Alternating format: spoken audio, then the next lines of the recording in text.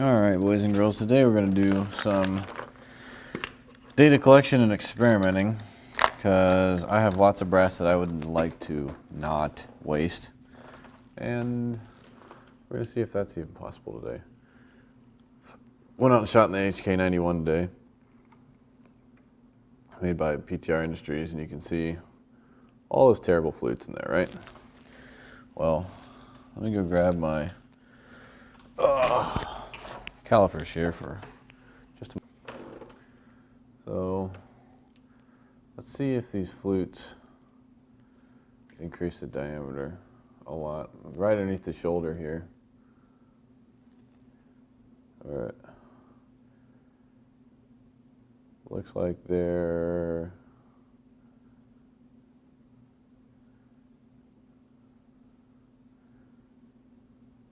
this thing looks like it's egg-shaped now. 454, 456, 8. So 454 to 463. So that's a pretty big flute. So almost 5 thou per side. Whereas if I grab one of these already sized fellers, we need to get down to 454, 453, yeah. So it looks like we need to get down to 453.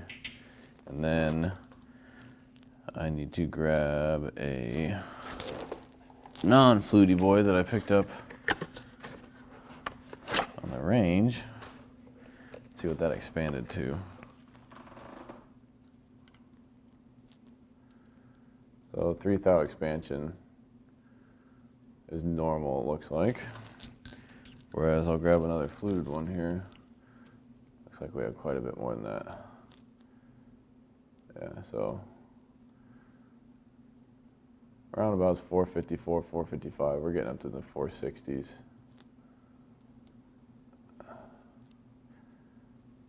Yeah, so 2 to 5 thou per side looks like, which is quite varying. But the one thing I'm worried about is all the flute marks on the neck. I'm concerned that if I resize them, they will crack. And just looking at this brass, that is the highest raised portion on most of this brass. Depending on, so see if I can get this to show up. This one on the right has higher ridges. That's the first one we measured. Much more defined ridges. But these two on the left are my reloads. They were probably running 50 feet per second slower at a lower pressure.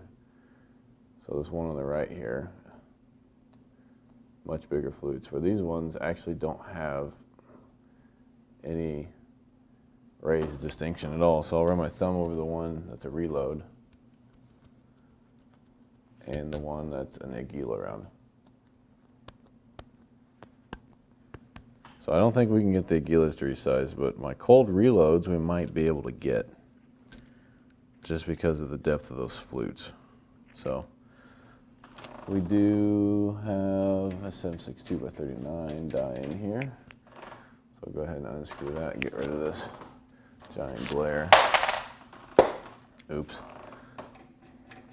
Get our 308 die installed and see what we get out of this.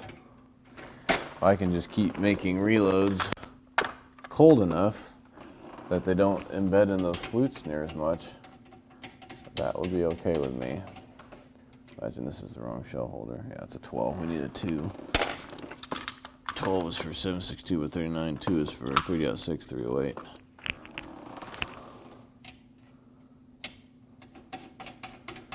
Get our die run down. Another half turn. I'm going to start with the Aguila case because I really don't think that one's going to go. Get some lubricante here.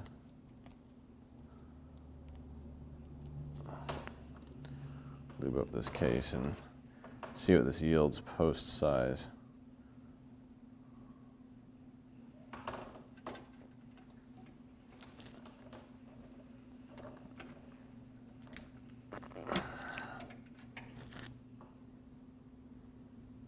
See, all those flutes are still very proud. Let's see what the size is now.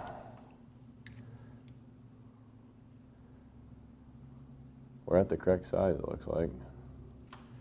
So, I don't know, this might be worth pursuing. You can see this stuff extracts at such a high head pressure. You can see the extractor really grips and rips on those. So, let's take a look at one of my reloads that doesn't expand near as much.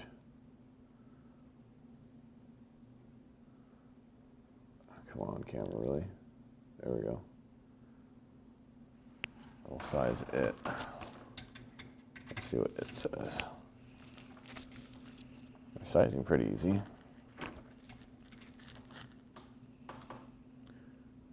That one almost got rid of the flutes just because of how light they were, so I think I'm going to do a batch of 5 of the Aguilas and basically resize all my reloads and see what happens, because this looks promising. Do one more of my reloads here. Again, you can see even on the reloads that there's slightly lower pressure here. See where it ripped that rim off slightly. Old roller delayed blowback. She will be violent. And then the overall length. Where's the Manuel? Oh, Manuel, where are you for to be being? Overall length of the case is 5118. Oh yeah, they're pretty short. Whereas one of these normal ones, I just got lang-headed size, is even shorter, holy crap. So we're well within size here. We'll go ahead and size a bunch of these and load them up and shoot them and see if they explode in our face. Fun times. All right, let's compare this brass nut that cleaned. You can see the really deep flutes on the right there from the Aguila brass. That was full power 308 versus PMJ, now 2 times fired brass for my reloads. It's a lot different, much deeper flutes on the Aguila. So I'm going to load up 10 rounds of each of these. 10 rounds of the Aguila factory ammo and 10 rounds of the now twice fired brass here, and just kind of see how that goes at the range. Make sure we thoroughly test this brass and collect it. Oh, this Aguila brass sucks. I don't know how I loaded. Oh yeah, that's the problem. I didn't load these the first time. I was about to say, I don't know how I loaded these the first time, but I did in their factory. This is gonna fucking detonate in my face. Safety squints engaged. Oh, yeah, I gotta fucking deburr these somehow, because this is not gonna work. Dang it, Aguila, why do you suck so much? Well, there goes 10 cents. All right, so I gotta deburr these somehow, and then we'll be back and load these up. Of course, the astute and seasoned reloaders amongst you guys will know there's a deburr tool for this, but mine's in storage, so I just grabbed my pry bar out of my pocket, i.e. my Kershaw blade. Went ahead and deburred those and went ahead and seated the brass. The reason why they're hard to seat is because they crimp the primers in as per 762x51 NATO standards. Same with some of this PMJ stuff that I bought from Korea. You can see that raised piece of brass in there. You can knock the primer out, but a full-size primer won't go in. So I believe when I loaded these the first time, I either beveled them on the Frankfurt Arsenal deburr tool that Beard bought me, or I just found the ones that I didn't need to deburr because that's just a lot of extra fucking work. So there's an IMI piece of brass that also has a bit of a crimp on it. Takes a little bit more to seat that crap. And of course I have the hand priming tool, but again, 1,000 miles away in storage. Here's another crimped piece of PMJ. So I'm just making do with what I got right now. Made sure to wash my hands, make sure there's no oil on my fingers to ruin these primers. It takes a lot to ruin a primer. Even if you get them wet, if you let them sit out and dry out all the way, they'll still be good. So, it takes a lot to screw that up. Now, if your case is damp and your powder gets damp, that's not a good time. That's hang fire city, or just click and no bang. So whenever I wash my brass, I let it sit out for 2 or 3 days, or I'll put on a fan on it for at least 6 hours until the primer pockets are dry, and I visually inspect basically a quarter of the cases to make sure there's no moisture in them. But best case scenario, just let them sit out for a week, or if you have the availability to, lay them out in the sun all day, and they'll dry off pretty quick in the sun. But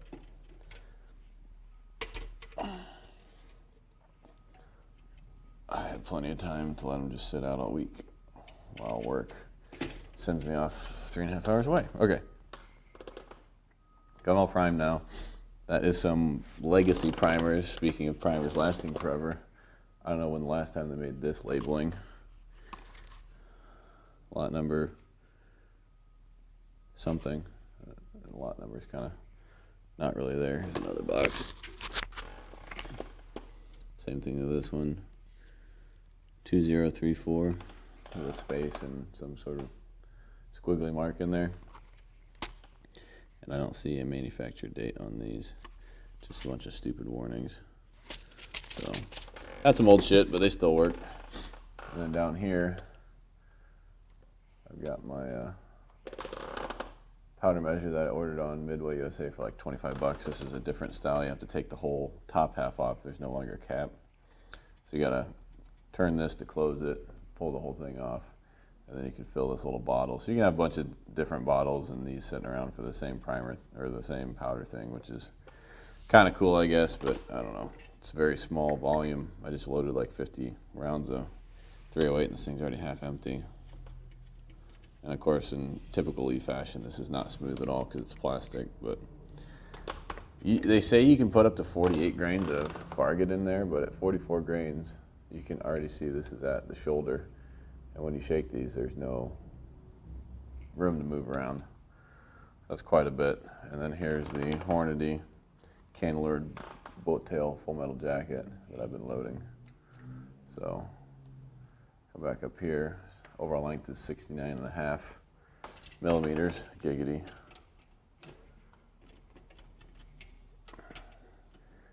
And you can see this brass is even kind of short. I measured a lot of these. The cantilever is barely getting engagement from this short overall length. But if you look at this piece of brass, you really can't see those flutes after I've cleaned them. Just because it's so low pressure. The only place it's on is the neck and a little bit of the shoulder. It doesn't run down the side of the case at all. So I don't have any doubts that this is going to run fine. If the camera would ever focus, there we go.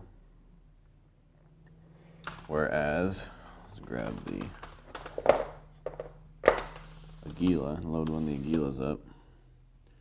I honestly don't have any doubts that the Aguila is going to run fine. I just think we'll have split necks. But even this Aguila is not the hottest ammo in the world.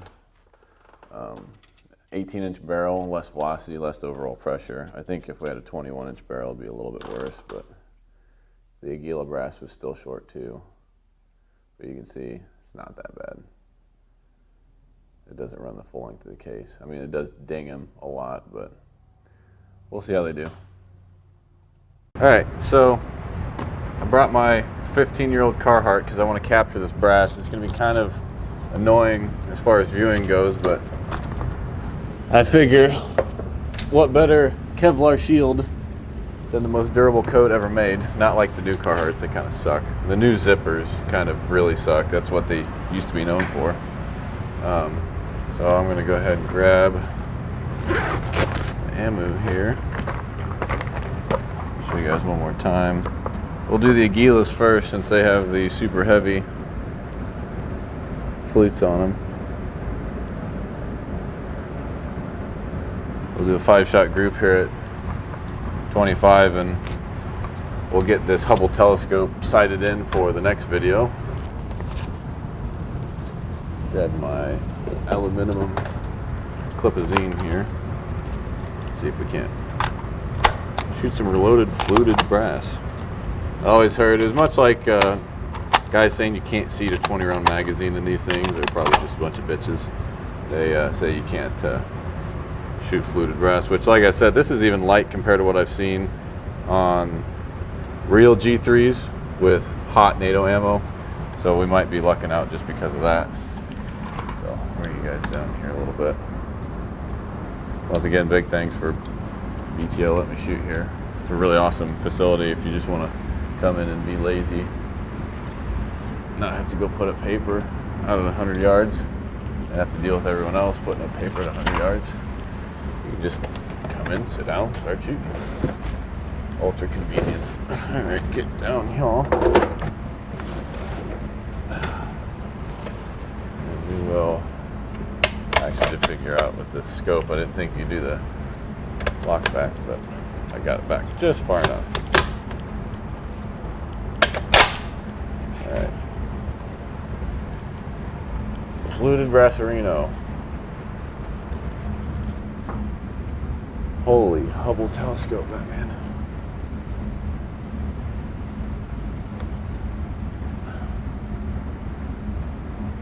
Parallax. Why are you failing me? Oh geez, the illumination works. Holy crap. Oh cool, the illumination's on when it's on at 0. That's not what I want.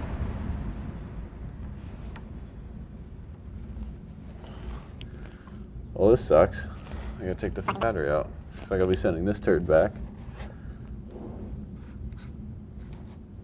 And I can't see anything at 25 yards.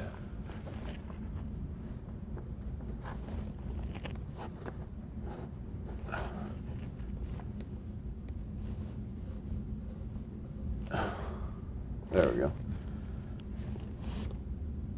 That's much more bueno. All right, let's see if we can actually put a reasonable group down now, shall we?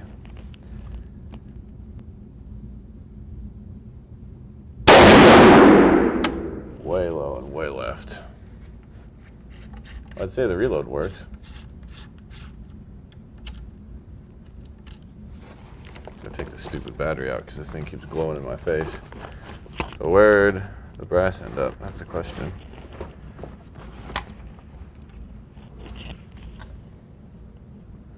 Oh yeah.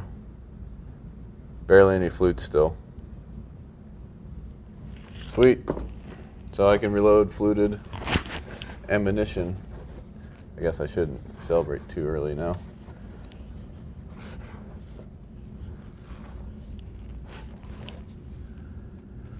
I can bring this way the hell up. And like I said, this is a reduced load compared to most.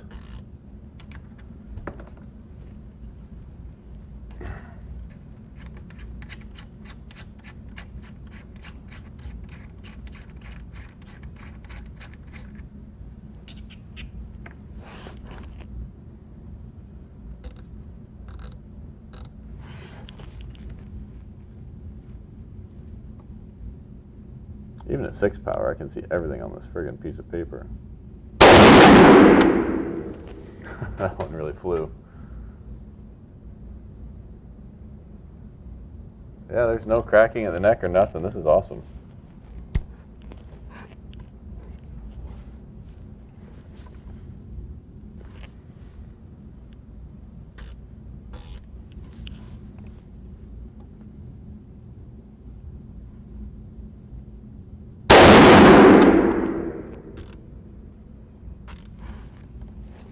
Smells like burning Carhartt in here.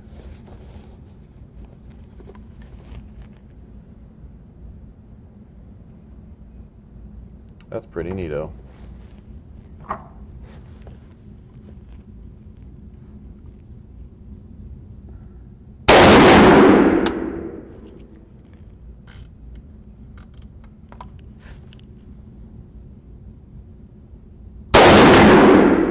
Sweet.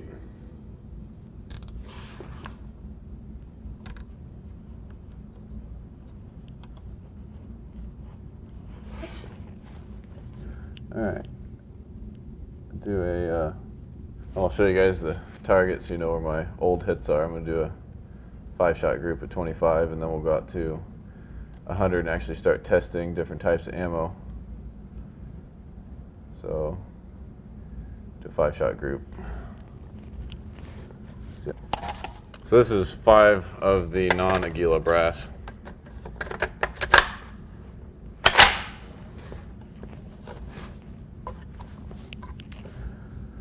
Alright, accuracy, not speed, accuracy.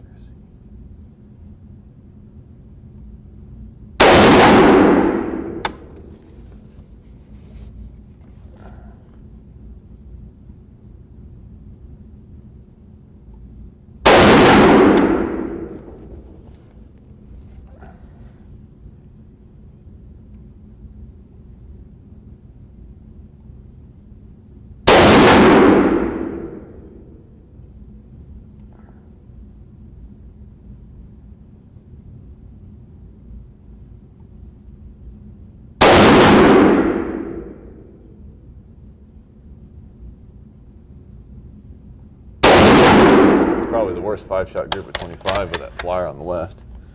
I don't know what the heck happened there. All the rest of them are stacked on top of each other to the left there.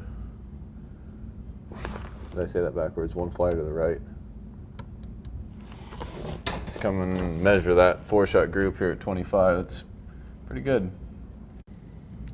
So here are the more aggressive flutes of the Aguilas, which after they cleaned up, they look a lot less menacing because they're not defined. And then you can see after they were fired, not very menacing at all. So that's pretty nice. Like I said, it's probably because of the reduced power of my hand loads that the fluting isn't as bad on my brass, but even from those Aguilas, it looks like you can reload them and shoot them just fine. There's no splitting at the necks, no elongation of the brass. They're all still pretty short. So looks like you can do it. That makes me much more happy. And like I said, it's probably because this is a new gun and we're not running super hot the NATO spec stuff. I imagine if you're running NATO spec ammo, it'd make it a lot worse. But there you go. You can reload fluted brass. Thanks for watching. Stay tuned for the rest of the accuracy assessment because that is pretty promising.